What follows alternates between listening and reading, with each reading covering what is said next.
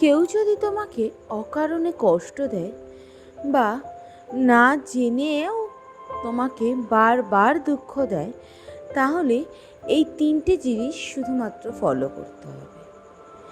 তোমাদের এখন যেটা করতে হবে সেটা হলো এই ভিডিওটা প্রথম থেকে শেষ পর্যন্ত না স্কিপ করে পুরোটা দেখতে হবে। মাত্র তিনটে টিপস এমন কিছু আছে যেটা করলে সে তোমাকে কষ্ট দিতে দুবার ভাববে।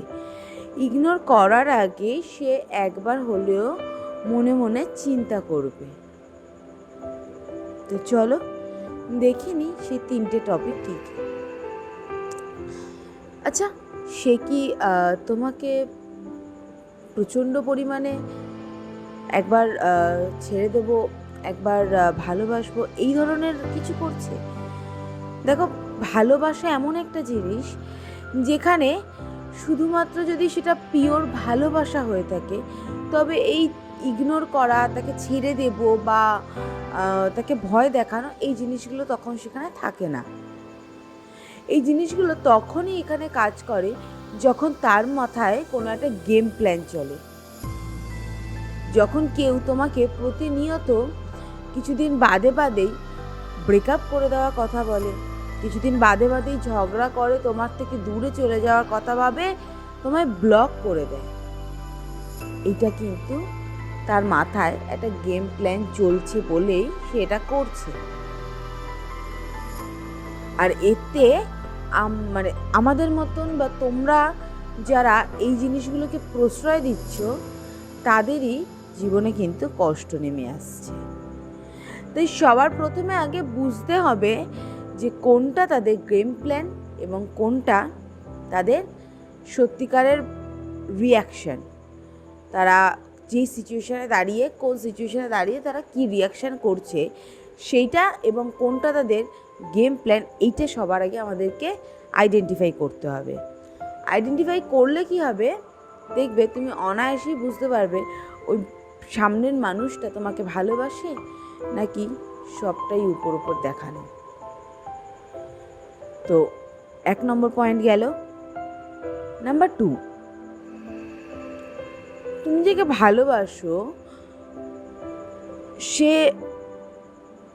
তোমাকে সে জিনিসটা বুঝতেই দিচ্ছে না। তুমি তাকে ভালোবাসছো সেটা সে ফিল করছে, তাই না? তুমি তাকে নিজের প্রায়োরিটি লিস্টের একদম টপ লেভেলে রাখছো, কিন্তু সে সেটা ফিলই করছে না। তার কাছে এটা কোনো ম্যাটারই নয় তুমি তাকে প্রায়োরিটি লিস্টের টপ লেভেলে রাখছো। তাই তাকে প্রায়োরিটি লিস্টের টপ লেভেল থেকে সরিয়ে নিজেকে রাখো, নিজেকে সময় দাও, ফ্যামিলিকে সময় দাও।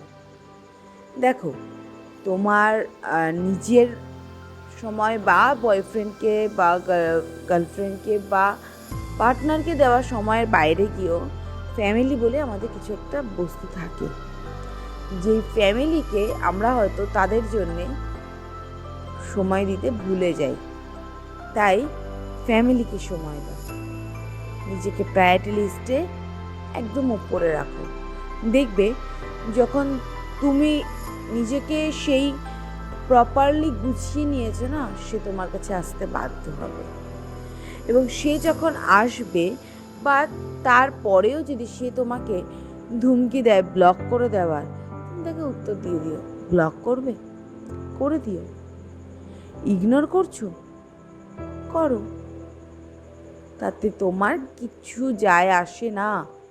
এই জিনিসটা তাকে বুঝিয়ে দাও, দেখবে সে তোমাকে ইগনোর করা ছেড়ে দেবে, সে তোমাকে কষ্ট দেওয়া ছেড়ে দেবে। নাম্বার 3 এবং শেষ, তবে ভীষণ ইম্পর্টেন্ট একটা পয়েন্ট এটা, সেটা হলো, দেখো, যখন সামনের ব্যক্তিটি তোমাকে খারাপ দুটো কথা বলছে বা তোমাকে কষ্ট দিয়ে কথা বলছে, তখনই একটা জিনিস সবসময় মাথায় রাখবে, আমরা আমাদের মাথায় সবসময় একটা জিনিসই ঘোরে যে হয়তো দোষটা আমি করেছি, বা হয়তো আমি হয়তো সরি বললে সব ঠিক হয়ে যাবে। বাট নয়, যদি কারোর মাথায় কোনো গেম প্ল্যান চলে, তোমার সরি বলাতেও সেই গেম প্ল্যানটা চেঞ্জ হবে না। কিন্তু হ্যাঁ, একটা কাজ করতে পারো, তাকে সরি বলতে বাধ্য না করে তাকে সময় দাও, আর সময়ের ওপরে নিজেকে ছেড়ে দাও। সময় এমন একটা জিনিস না, ঠিক টাইমে ঠিক মানুষের কাছ থেকে ঠিক শাস্তিটা আদায় করে নেয়। কার জন্যে কখন কোন শাস্তিটা বরাদ্দ, সেটা সময় তার কাছ থেকে ঠিক আদায় করে নেবে। তাই এই কষ্ট পাওয়া, দুঃখ পাওয়া ছেড়ে দাও। যদি মনে করো এটা তোমার হাতে নেই, তবে সেটাকে সম্পূর্ণরূপে ছেড়ে দাও সময়ের ওপরে। দেখবে সময় এবং পরিস্থিতি তোমার সেই সমস্যাটার তুরান্তি সমাধান করে দিয়েছে, এবং সেই মানুষটাও নিজের ভুল ঠিক বুঝতে পারবে। তো আজকে আমার ভিডিওটা কেমন লাগলো তোমরা কিন্তু কমেন্টে জানাতে ভুলবে না। যদি ভালো লেগে থাকে একটা লাইক করে দিও, এবং এরকমই যদি তোমাদের কাছে আরও কোনো টপিক থাকে আমাকে কমেন্ট করো, আমি তোমাদের সেই টপিকের ওপরেই ভিডিও বানাবো। আর এই ভিডিওটা তোমাদের সেই বন্ধুদের সাথে শেয়ার করো যারা সত্যি প্রতিনিয়ত কষ্ট পাচ্ছে নিজের পার্টনারের কাছ থেকে, ভুল বুঝছে নিজের পার্টনার ইগনোর করছে তাকে।